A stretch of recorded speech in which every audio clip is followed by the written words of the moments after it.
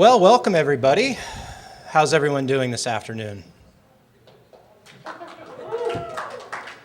Do we have anybody in the audience who feels below a 5 on a scale from 0 to 10?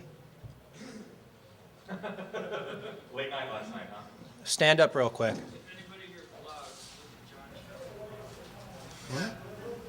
Give me a couple jumping jacks. This is being filmed. This is it. This is the big break. Beer bong, you might do something. This is your big break. I'm trying to connect with you. This panel's on how to connect with my audience. All right, you can sit down. I tried. Wrong down. I'd like to thank everyone for coming this afternoon. It's really an honor to be the moderator of this panel with such an esteemed cast of friends, colleagues, and superstar bloggers. And I come here for the second time in this particular series of on this topic, this related topic, and I want to thank Murray for the invite originally and for coming back.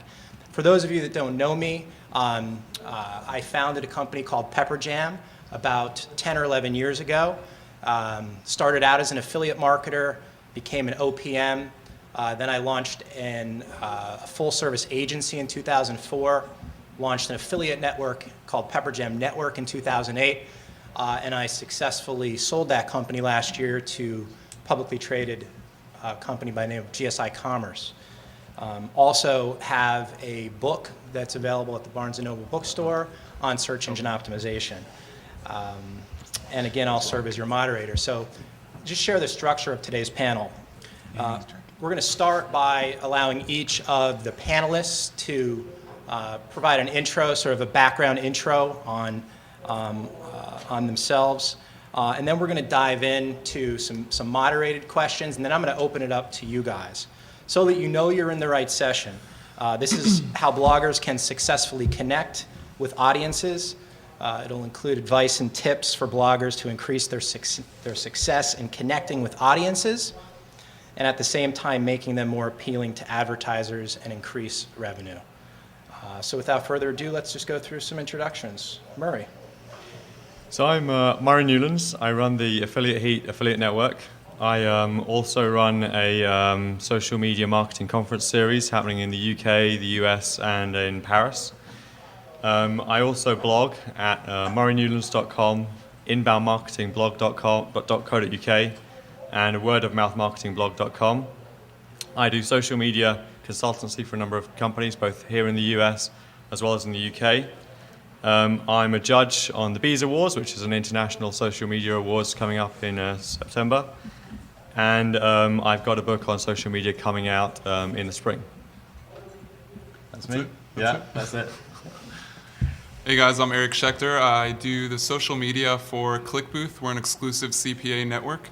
I basically, thank you, John, handle all of their social strategy. I'm also the editor of their blog. Basically work with a lot of industry bloggers, helping them grow their audience. Do a lot of promotions and just help them expand their reach in the industry. Upon that, I also do a lot of advertising, purchasing on different sites, whether they be blogs or other industry-related websites. Basically that's the bulk of what I do for them. I also run a blogger meetup with Murray called the Blog Up, where we pretty much connect bloggers and help them help each other, whether it be through commenting, helping with links, doing a lot of things called like the Blogging Buddies. And we're actually having a blogger meetup today at Ray's Pizza at 6 p.m. So let's see you there. All right, hey everybody, I'm Tim Jones. I got started in affiliate marketing in 2000 in the travel space and the website destinationsinflorida.com that is still in business and continuing to do very well. And you can find me blogging at destinationsinflorida.com, therealtimjones.com, and most recently wizardingworldpark.com. Obviously, my focus is in the travel industry for the most part. That's where I got my start. It's where I continue to make my living online. Hi, everyone. My name is Drew Bennett, and I blog at benspark.com, which is my main blog where I take a photograph every day I have been doing that for 5 straight years, where I take the photograph, post it, blog about it every day. I'm also a community leader for Collective Bias, where I've run programs with advertisers like Philips Norelco, Philips Sonicare, where I've created sites and videos and a video series testing out products. Also one of the community leaders or organizers for a local meetup near me called WordPress Providence. I'm kind of the photographer for that, and do the videos for those events, and done some lightning talks for them as well. In addition to that, I'm also a podcaster for Geek Dads Weekly, and with Daniel M. Clark over there. And I also write at bloggingtips.com. Zach Johnson there on the second row. So all my shout outs there for everyone there. Yeah, that's me.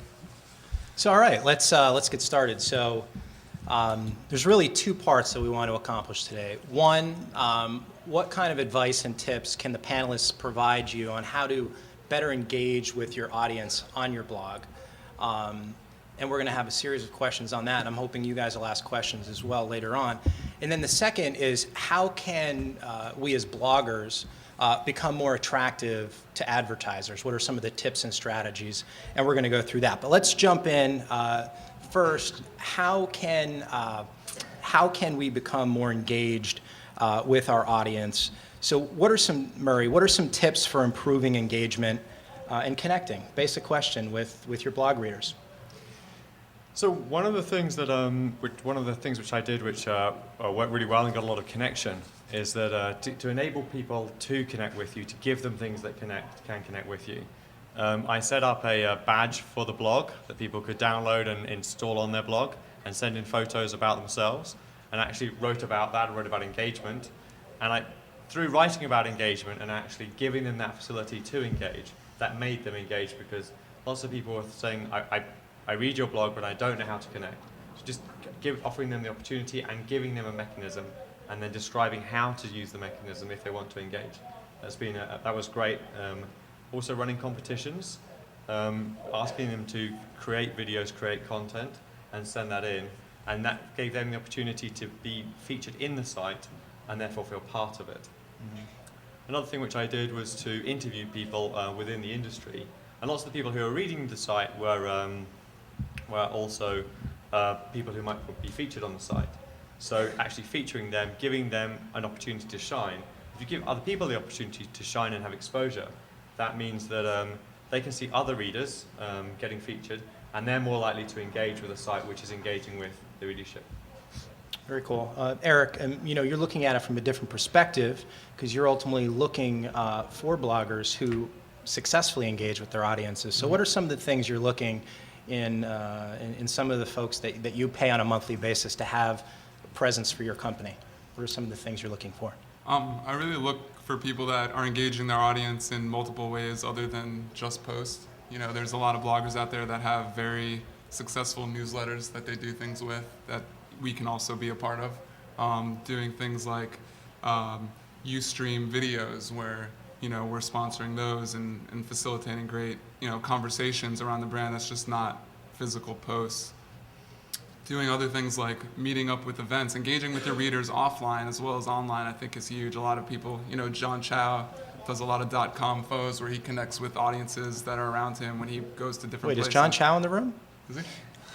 John Chow's in the room?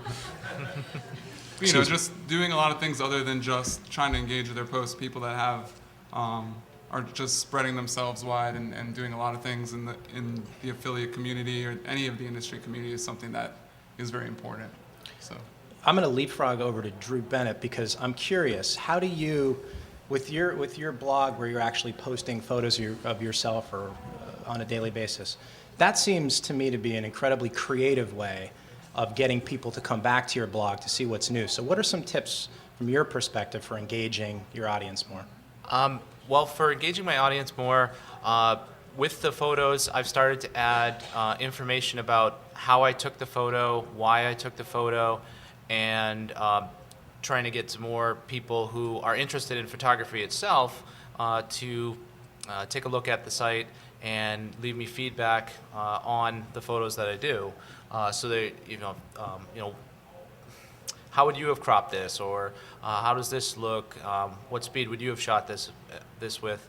But then I also shoot a lot of cute stuff too, and so I get a lot of grandmothers who love to read the stuff and they love to comment. So that's fun. So. Tim? I kind of come at it from a different approach, almost a give then get type of thing. Because I feel like first you need to know who your audience is, and while you may have some familiarity because you're blogging about it, it's an interest you have, you may be entirely wrong. I just recently started a site about the new Wizarding World of Harry Potter, and while I'm a Harry Potter fan, I'm not a rabid fan and know everything that's going on. So I continue to visit a lot of blogs, add value on their blogs, on their forums, on fan sites, on Yahoo Answers, understanding kind of what the issues are that they're facing and how can I help them. And the way I do that is by engaging first. So it's almost like a give, and then you get that back from those people coming back to your site to engage you. One of the things, and I'm sure you guys are thinking this, is how do you, one of the ways to engage would be to be more personal, right? To kind of build a relationship outside of just, how could you build a relationship outside of just a static content or a static image? And has anybody in the room read Trust Agents by Chris Brogan? A decent amount of you have. My question follows from Trust Agents and is related to this idea of being more personal on your blog. Let's start with you this time, Drew. How important is it, do you believe, to come off as personable and importantly accessible with your readers? And what are some tips, if you have any, on doing that more effectively? I think it's very important. Every person who leaves you a comment, they're giving their time. So I try to respond to pretty much every comment that comes through, whether it be on Facebook, on Twitter, on my blog itself, on blogs where I write other things at other blogs, and Flickr. So I put a lot of stuff up on Flickr because of the photos.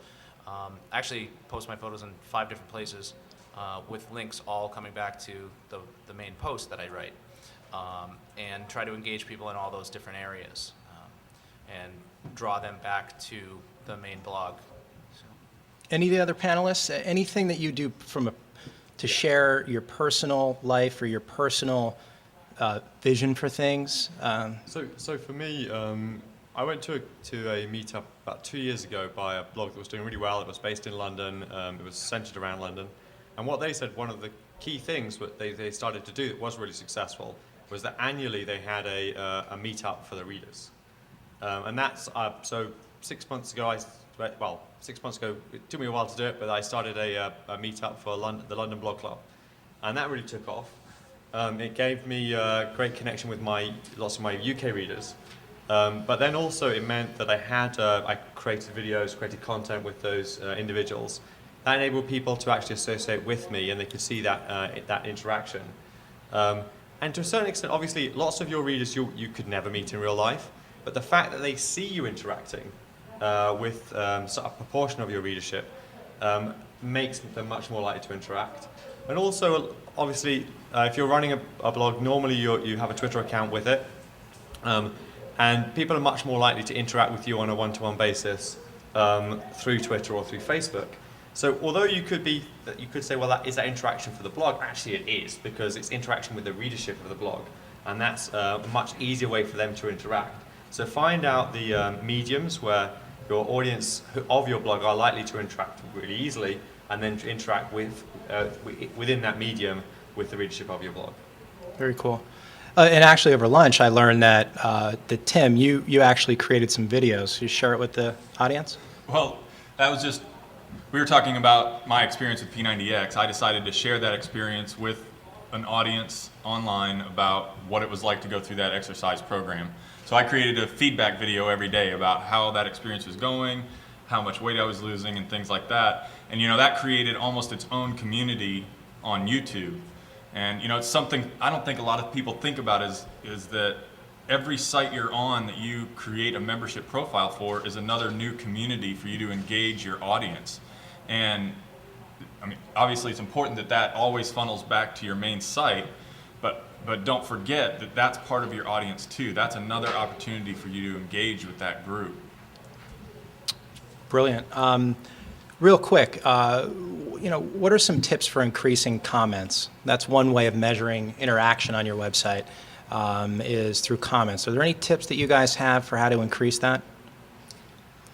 Ask questions. Anybody? Yeah, ask questions. One of the ways I've seen one of the ways that Chris Brogan has mechanisms he's used to increase the comments on some of his blog posts is he'll start a blog post with a question, and then he'll lead through and discuss some of the points and issues, and then he'll close with a question, and then that's much more likely to increase the comments within his blog. But also, once again, not just asking that question on your blog, asking that question through Twitter, through social media, and leading the conversation about those comments and what's also happening within those comments back to your blog. So if someone comes on his site and asks him a question which is really interesting, he will go onto Twitter and say that's an interesting comment on that post on Twitter, and that draws back the audience to comment on his blog.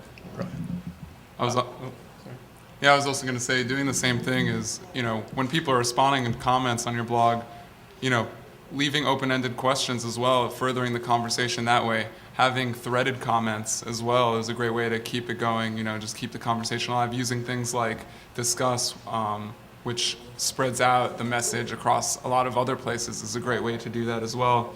And just another thing that I like is people that have email lists, you have newsletters, when you're putting out a post, why don't you maybe take a little different take, ask a couple questions to your audience that way and engage them, and ask them a question and they'll come back and answer it in the comment sections. Ask them for their feedback. Let them know you're looking into what they're, what they have to say. I was just going to say, I have a slightly, it may even be controversial concept that I do on a lot of my blogs, especially my travel blogs, which is I will delete negative comments. I know you hear all the time, well, don't delete comments or don't respond to every comment, but I also know my audience well enough to know that they want a safe environment in order to comment, and they don't want to be called names. They don't want to be, I've had very colorful expletives used against commenters or myself on a blog, and I'll just flat out delete it because those people want a safe place, a safe harbor to come and engage with other people of like mind. And if you're not providing that space for them, then they're going to go away. Very cool. So let's move on. I'm going to try to tie two questions in my head into one here. Clearly, one of the ways that you guys are driving more traffic to the blog is through social media. So, what are some suggestions for how to leverage, the major social networks to drive people in?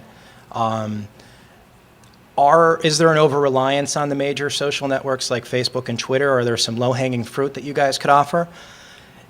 That's my first question. And the second one is, if the audience here is spending most of their time on Facebook and Twitter, aren't they in fact engaging the users in the wrong place if they're trying to engage those same readers on their blog? And what are your thoughts on that? So whoever would like to grab it and... I guess I'll start. It kind of goes back to what I was saying earlier. Everywhere you have a profile is a community. And if you've established your brand and established what you do, you're engaging that same audience. And anytime I'm contacting or discussing with an advertiser advertising on my site, I always include what I'm doing on Twitter, what I'm doing on Facebook, YouTube, all these other channels that are there. Like Chris Brogan says, what happens on the internet, or what happens in Vegas stays on the internet. But, so they can go and see all of that. It's all there for good. They can see my Twitter stream, who I'm interacting with, who I'm engaging with, and that's all part of that. I've also found, too, that you kind of open that network up to them, and that creates a whole new avenue for them to reach different people. You kind of have to meet your audience where they're at. I have certain readers that read my email newsletter but never ever come to my blog. I have certain people that read my Twitter stream but never go to my Facebook profile. So you kind of have to reach out to all of them everywhere. in order to capture the whole audience. I find that you could reach out to everyone at those different places, but then also leave a signpost, pointing back to your main blog. So for me, when I put up a photo, I put it on Picasa, Flickr, Zoomer, Facebook, and a site called Shuttercal. So they all go on all those different sites, but there was a little write-up about the photo, and then the link says, for more info, go to, or there's more at benspark.com, and it links directly there. So if someone leaves a comment on those individual sites, I'll respond to it. But also, there is that signpost guiding you back to where you like people to further engage you. Also, one of the tips or thing, if you are into doing photography and you take photos of all different things, say one day you're out on the beach and you take a picture of a sailboat, find a group that's about sailboats and drop your picture in there. People want to look at things like that. They like the ocean or palm trees or flowers or whatever, but it's one more place where you can put your photo in the caption, a link to more info, so somebody might see it, decide to click on the link and come back to your blog.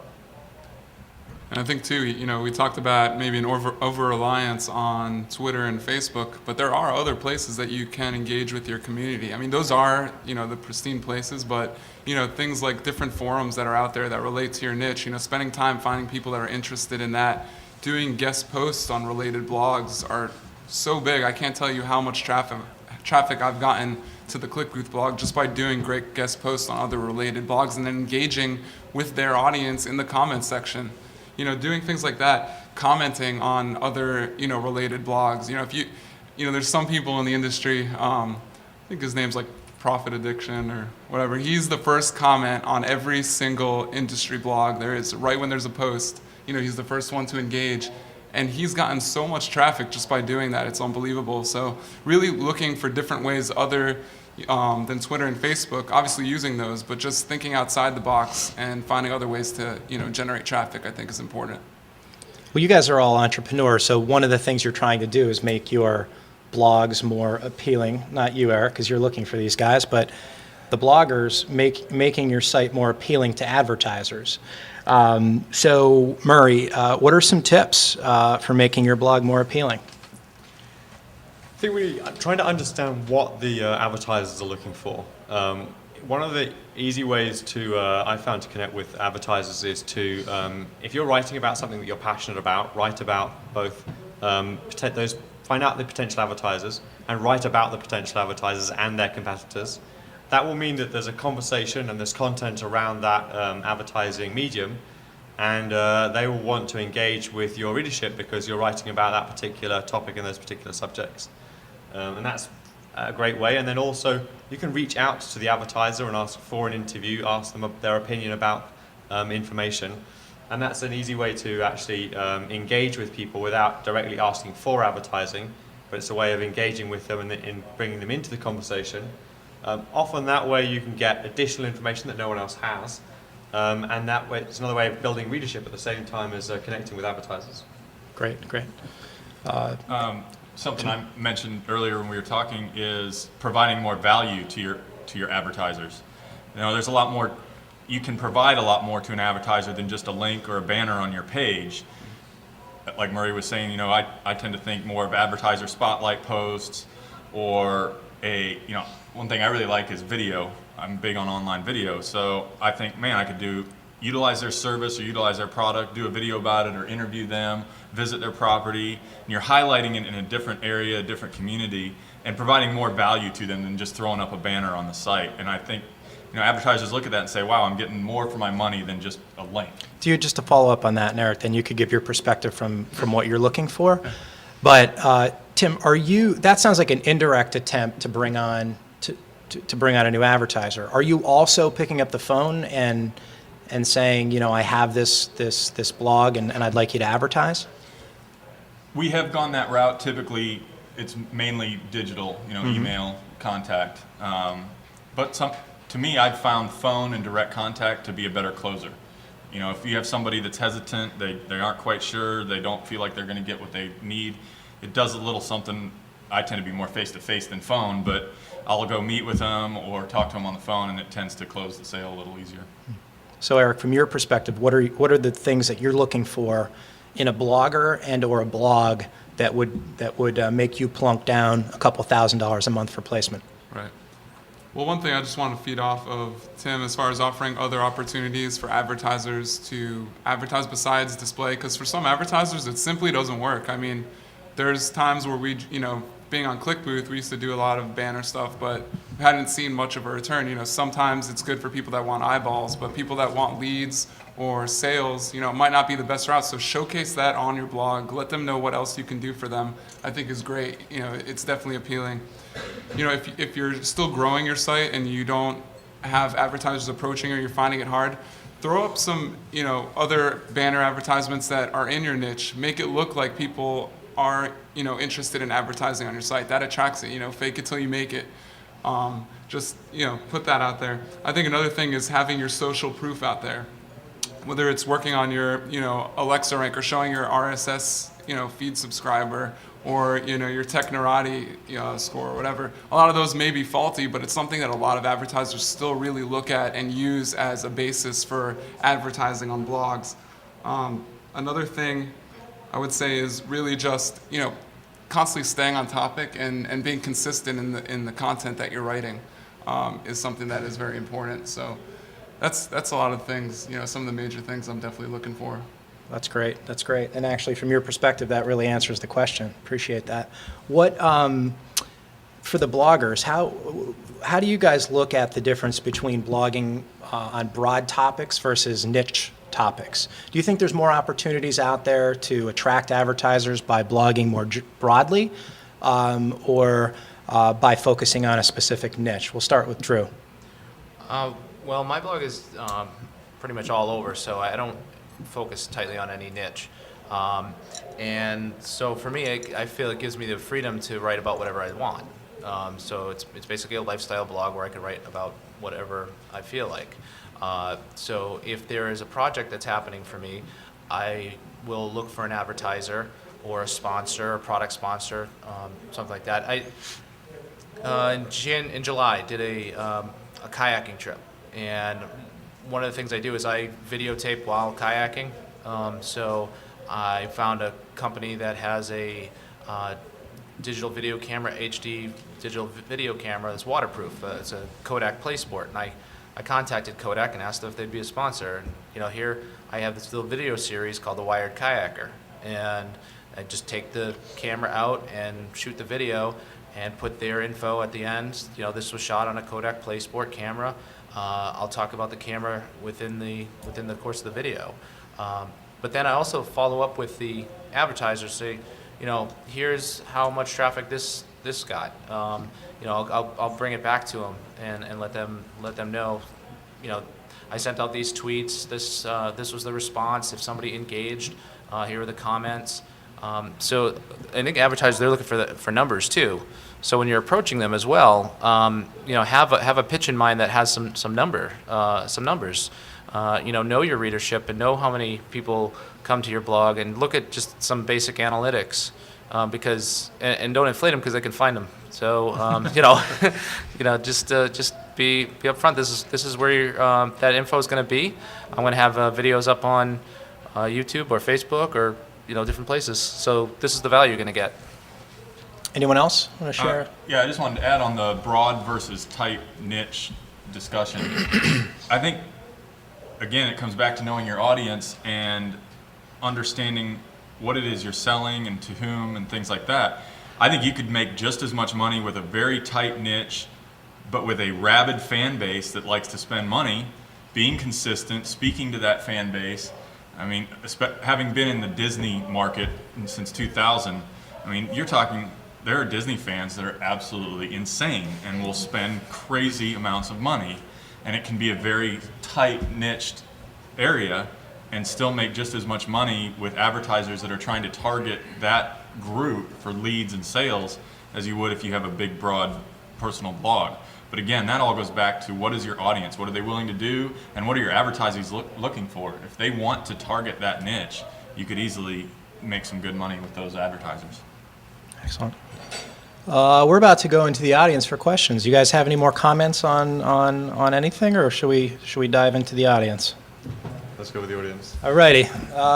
I am going to dive off the stage here after I turn this on. Testing. All right, who's first? We have 25 minutes of audience interactive Q&A. And I know many of you. And you know I will call on you. All right, first question. Just your name and where you're from. My name is Jan Stromstad. I'm currently living in Japan. I'm wondering, when you were approached by an advertiser for advertising on your blogs and so on, like how do you deal with pricing and how do you set the pricing and discuss that with advertisers? What do you think is the best approach? You guys hear that fine? Go ahead and say. I think there's a couple different ways to do it. I think one of the best ways, depending on your niche, is to really see what other people inside of your niche are charging. Kind of look at what their numbers are and kind of base it, and assess their pricing and adapt it to your audience. Another way to do it is really to look at if you're doing AdSense on your blog, seeing what the CPM is on there, and kind of relating it back to the same way. Is advice that You stole my thunder. Yeah, I tend to go around and look at other blogs, see what they're charging, see what their traffic is, and compare it to mine. Use that as a starting point. And the other thing with the AdSense is what's your opportunity lost? Are you making revenue from affiliate offers with that space, or from AdSense or any other revenue stream? Because if you are, you got to consider that you're going to lose that in the process of getting a paid advertiser. But on the other hand, you're going to have that consistent payment every month. So you really have to look at what your opportunity cost is for that piece of advertisement. I think also I look at what else can the advertiser bring to you? Are they able to give you additional content? Are they able to give you items to give away? Are they able to give you stuff for a competition? Are they able to give you information that your audience won't be able to get somewhere else? Because if they can bring value to you, then you can bring more value to your audience. Then that's actually worth something to you. But equally, if you're going to be able to do something like that, then you can engage them a lot more. And as you said, Eric, just selling banner advertising, if you can bring together a package for them, that means they'll get a much higher delivery, then you can charge a lot more money for it. Right. So it's a question of putting together packages. I think Tim said it too. Doing a featured post about your advertiser. For us, posts work so much better than just regular advertising. We get such a bigger response doing things like that, providing them with other opportunities. You can hike up that price a little bit if your traffic's not there yet. So just looking into those other opportunities where there's spotlights more on just the brand as opposed to, banner blindness with so many other companies or whatever else is on your blog that's going on. So that's a tip. I have to say also personally, I've never really made that much from AdSense on my sites, but I've always managed to charge a lot more for my banner ads, so a factor of 10 at least. So I think banner ads are definitely worth a lot more. So for me anyway, I would never look at the AdSense, but Yeah. depends on your experience. Next question. Also your company, to name where you're from and your company. My name's Carla Champa. I'm a beginning blogger, so it's not really worth talking about. But you talked about, it's not really worth reading, not yet. You talked about negative comments, and I know there was sort of a storm at a friend's blog once about negative comments, and he looked at me and he said, you just can't delete them. And I said, you have to delete them, they're awful. And I didn't know how the whole panel felt about it or have anybody in the audience dealt with it. I love the deleted idea, but somebody had in the forum had said to me that you really grab a lot of negative attention just randomly deleting people. You lose a lot of credibility. And I'm wondering how much debate there is on it, or if Tim's opinion is all your opinion, or your thoughts. I'll take that. Great I'll question. take that if you like. I know a lot of people are passionate about the fact that you should publish every comment. The way I look at it is if I was meeting someone face to face and a blog is a conversation that happens online. If I met someone face to face and they were really rude to me, I would walk away from them or tell them to go away. I wouldn't put up with it. So if it's constructive, if it's part of a conversation, if it's just rude, then I don't care, I'm going to delete it. Yeah, and I guess I should clarify with that too, with the rude and part of the conversation. There are times when, as a blogger, you're often looked at as an authority, and if they're going to call you out on your authority and they're right, that's a negative comment I would leave. Right. But if it's something that's just a nasty comment, serving no purpose, not adding value to the conversation, it's gone. I agree. I think it depends on the context. If they're just coming at you with just something that has no, basis behind it, they're just trying to be, negative and whatever it is, and I don't see a reason for it. So I would. Because also, if that's a part of the comment flow from the post, then for the rest of the readership, they're not interested in just looking at a piece of hate. If it's actually constructive criticism, then you should try and take it on board and engage with it. Right. If it's just something rubbish, then I just delete it. So, absolutely. Your name and your blog. Just kidding. Is there value in the controversy itself? Like, you delete it and the controversy's gone, but you leave it and suddenly now people are angry and somebody else is tweeting about it. Now there's like an argument. Like, I don't want to sound like an idiot, but is there value to that?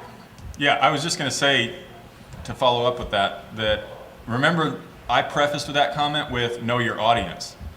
We talked about it before we came up here. There are certain sites where you go there to see the controversy.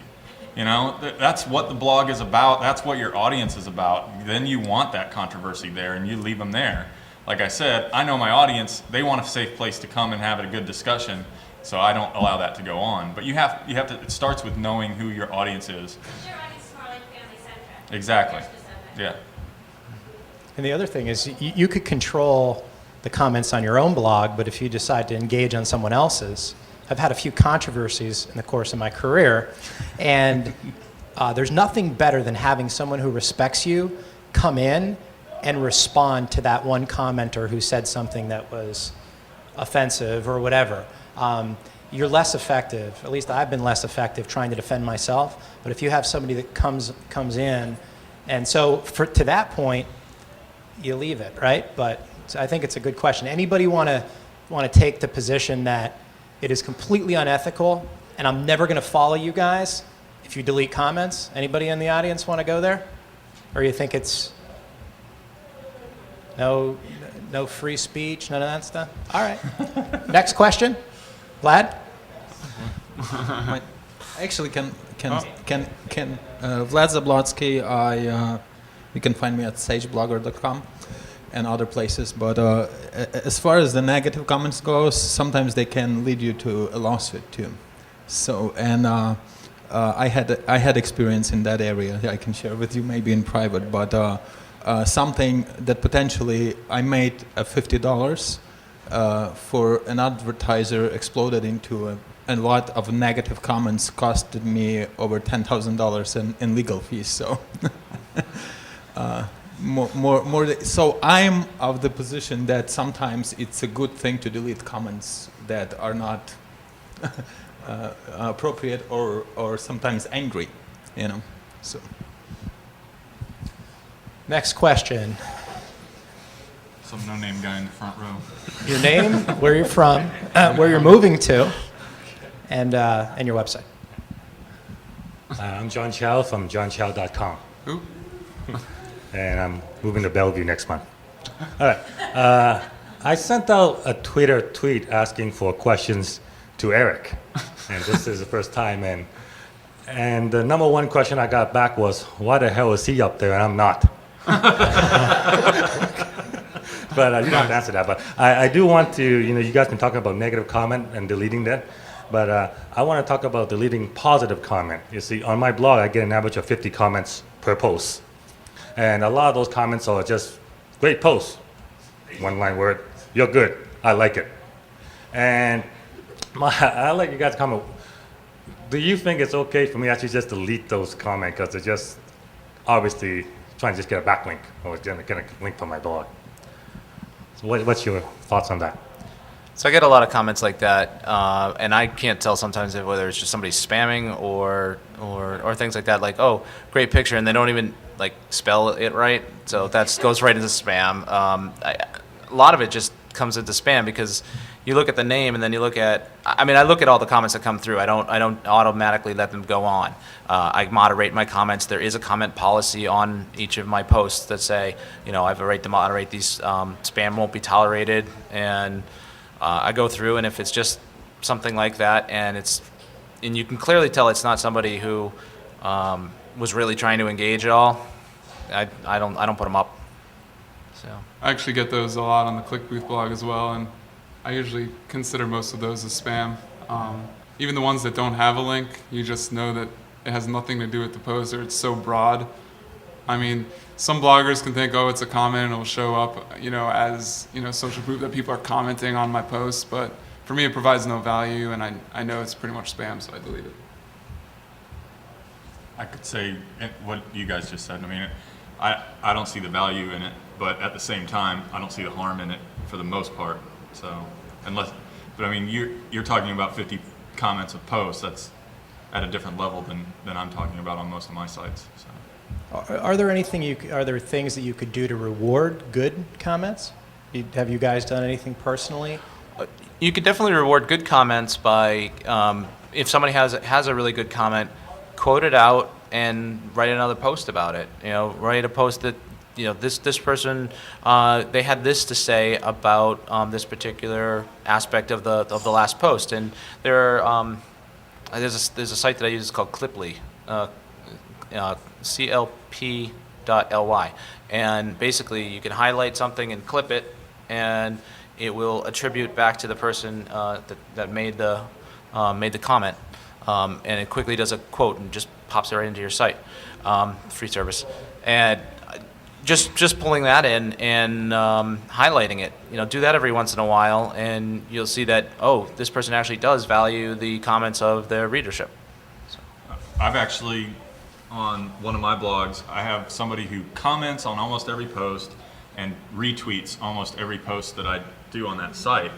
And just as a reward, just because she's participating in our community and adding value to it, I had a little gift that I sent to her, just something I sent in the mail. That I knew she'd appreciate. You know, it wasn't anything big, but I feel like, man, this person's here making a difference, adding to my community, adding to my site. She deserves a reward in some way. Also, responding to their comment. If it's a great post comment, I'm not wasting my time responding or replying to it, but I'll reply a good comment, and then I'll probably go to their site just to check it out and reply in a constructive way to one of their posts to add value to their site. And if you think it's not, you know, broad enough to write a post about, even mentioning them on Twitter, if they're on Twitter, you know, highlighting the quote there, just saying, you know, @BenSpark just left a very insightful comment here, add to it. I think that's, you know, another thing, because if you have a big following, you're not only helping them be seen as an authority or, you know, insightful into your post, you're also helping them gain followers and a bigger audience as well. So that's another small thing you can do. Because I interview people on my blog, I've actually interviewed people before who've left interesting comments. And so actually enabled them to get some exposure, as well as drawing that out and actually working through that comment in more detail. Next question from the audience.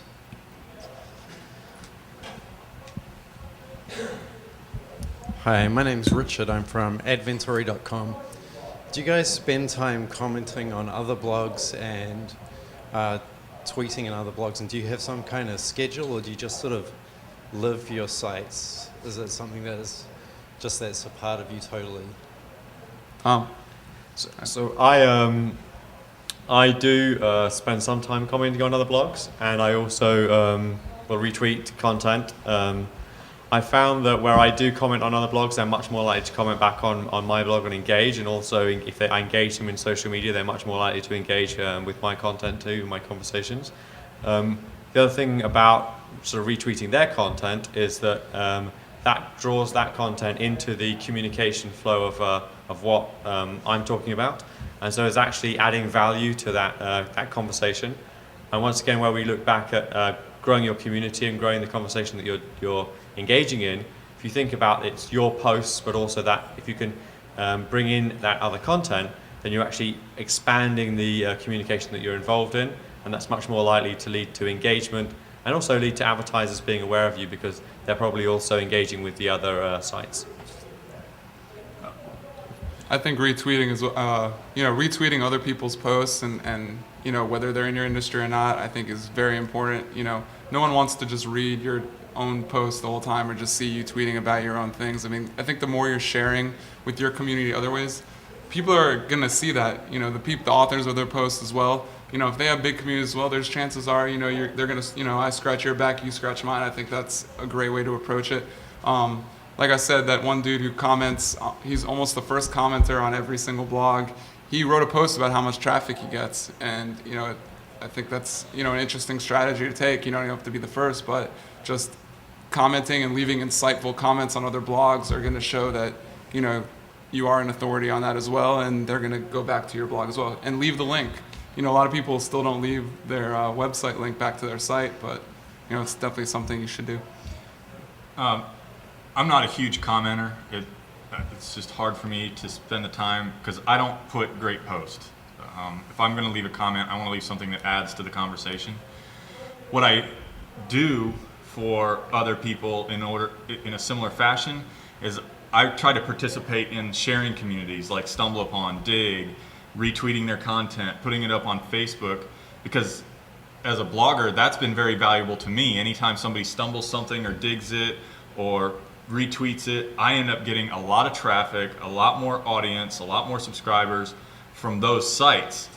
So I try to do the same in return for them. If I share it on their sites, hopefully they'll get more traffic. And then as a result, you become a better community member on Dig, you become a better community member on Stumble, on Twitter, on Facebook. You're not just, like Eric said, you're not just throwing up your posts, you're sharing other things that interest you and that hopefully build the communities and the traffic for those sites that you like. I think part of your question too, you asked if you had a schedule. Generally, no. Like first thing in the morning, I'll go through the feed reader and see what came in for the night before, and go to some of the sites and leave comments. So I do try to leave comments on different blogs, a fair amount each day if I can, and a lot of tweeting. Hi, I'm Mike Allen with Shopping Bargains. I was wondering if there's any plugins that you recommend to help you more successfully connect with your audiences. There's a few. One of them's, as far as engaging it, yet another related post plugin. That's just a great way that if they're interested in your post, they can see other ones that are like that. It's a way to get them engaging with your audience. Another one is subscribing to comments. Like we said, letting them know when someone's commented on their comment will get them back to their site. I think those are both, key plugins that you should have on there, as well as setting your site up for nested threads. I don't know if that's a plugin, but I think It's just an option. yeah, You click and you do it, and there might be a little coding you have to do with it, but those are two I'd recommend. I use one called Comment Email Responder, so that whenever I respond to an comment, it emails the person directly who made the comment, and also Comment Love. Just so if somebody leaves a comment with their link to their blog, it's Comment Love, LUV, and it automatically parses out their blog and pulls in their last post, or I think now if they're signed up with it, they can pick from the last 5 and leave the specific post that they want to leave. Yeah. I'd say another one's the share button. You should always, I feel like, have that. Make it very easy for people to spread your content, whether it be on Twitter, on Facebook, on StumbleUpon, on Dig. That's very easy to install. Yeah, I actually moved away from Share This. Okay. I have several sites. For some reason, the Share This was slowing it down. I don't know if you noticed, but Chris Brogan is using one called Shareaholic, very similar to Share This.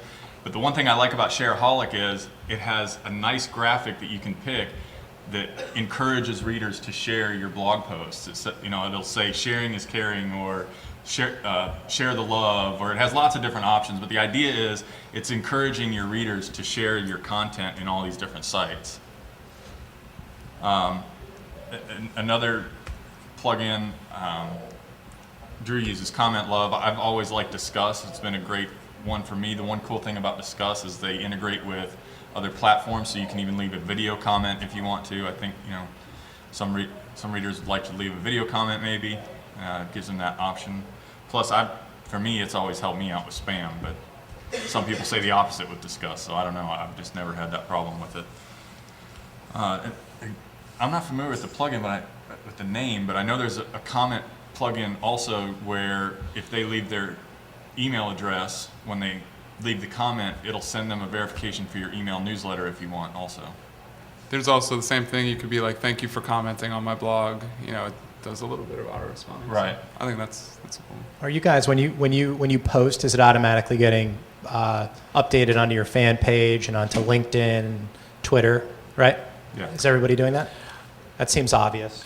Doing it right now, probably going to move away to doing it more manually, only because I can ask more of a question when I post that link, rather than have just the title go across or just something from the excerpt where I can ask a question, and that would drive more traffic. Ask an open-ended question. So. Yeah, I agree with Drew. I actually moved away from automation to more individualized, putting it where I wanted it for that reason, and I significantly increased my traffic from doing that. First of all, thank you for all of your knowledge, all of you guys. My name is Sal Greco. I work with a SEO social media company, Endagon. Eric's familiar with it. Just graduated college. Right now my only blog is salgreco.com, my personal blog. But I have a few blogs in mind that can definitely be monetized. What would you guys say is the necessary tips or mandatory that you would tell someone starting out how to promote and launch a blog? Just right off the top of my head, the first thing that comes to mind is to be consistent. I think sometimes people get off on too many different tangents that aren't related. I mean, you can relate a lot of things together and still be considered consistent, but if you're all over the board with the blog, advertisers are going to have a hard time with it. They want your content to match your advertising, to match everything down the line. And keeping in mind that consistency runs all the way through all the other social profiles too. So it's not just, you're not just building a blog, you're building a new Twitter account, Facebook page, an account on YouTube. Yeah, and you tie it all in, it all funnels back to that site, and it's all consistent. I would also say as much time as you spend writing the post and putting it on there, spend 10 times as much being in the community and, promoting through talking in forums, talking in different groups, leaving comments on related blogs, just hustle. If you really want to gain that traffic, invest your time into it and reach out and go in the community and do things like that. Yeah, you just made me think of something else along the commenting. We haven't really mentioned guest posting much. Eric did mention it, but that's a huge way. I've seen a lot of people really do well with a startup blog, going out and doing a few guest posts.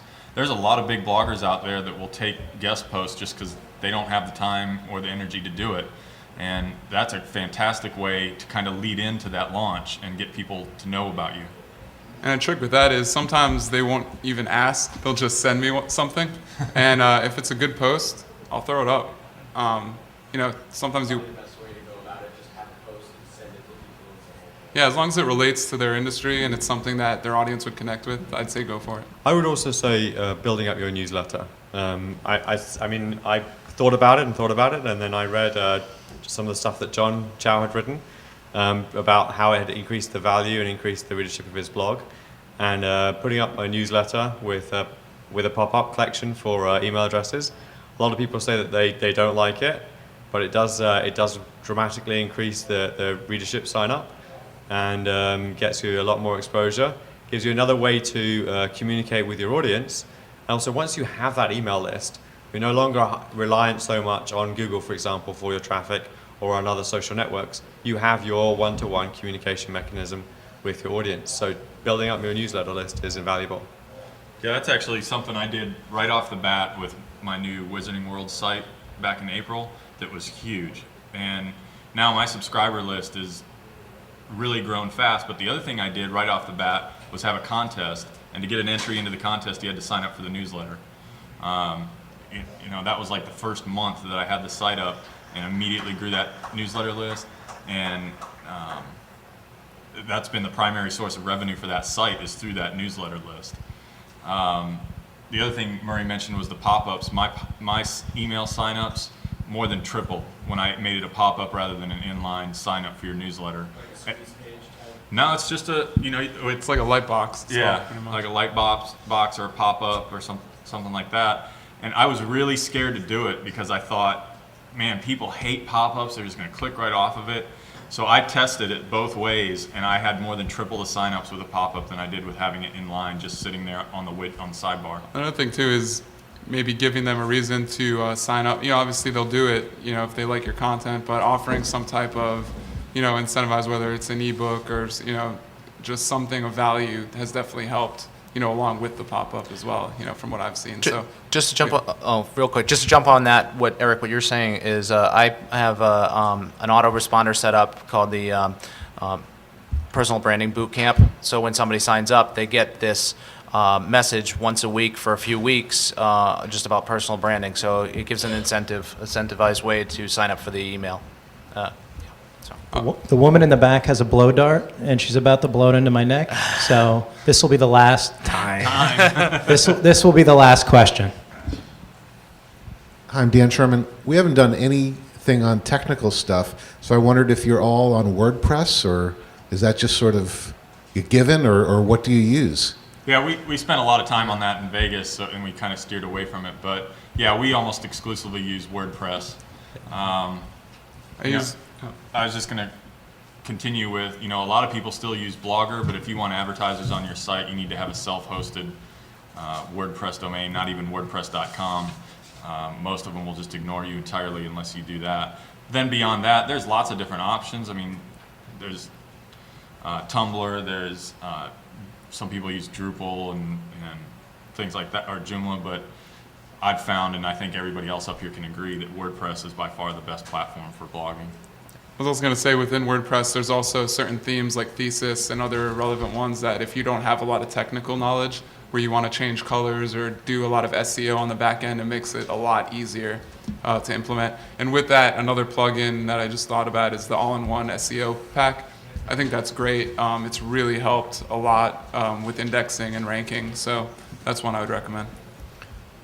Well, with that, I'd like to ask you to give a round of applause to our panelists. And these guys are two things. One, these guys are available if you want to come up and introduce yourself and ask a question. Number two, hopefully you got evaluation forms. We'd appreciate you filling those out and being as generous as possible so that we could do this panel again. So thanks everyone for their time. And Chris, thank you very much for leading us all. Thanks.